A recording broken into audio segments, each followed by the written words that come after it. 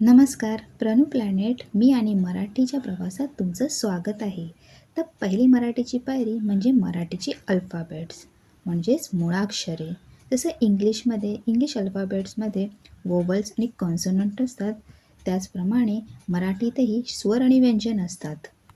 मराठी मुळाक्षरे: स्वर अ, आ, इ, ई, उ, ऊ, ऋ, ए, ॲ, ऐ, ओ, ऑ, औ, आहा.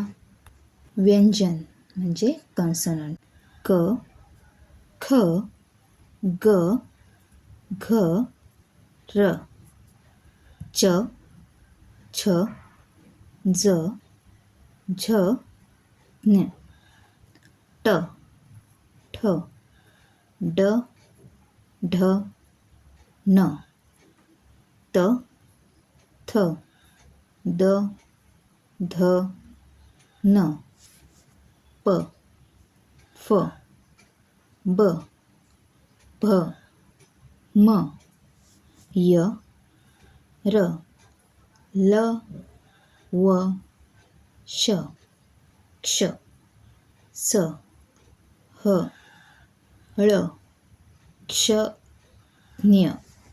अ, आ, इ, ई, अ, आ, इ, ई, उ, ऊ, ऋ, उ, ऊ, ऋ, ए, ॲ, ऐ, ओ, ए, ॲ, ऐ, ओ, ऑ, औ, आहा, ऑ, औ, आहा.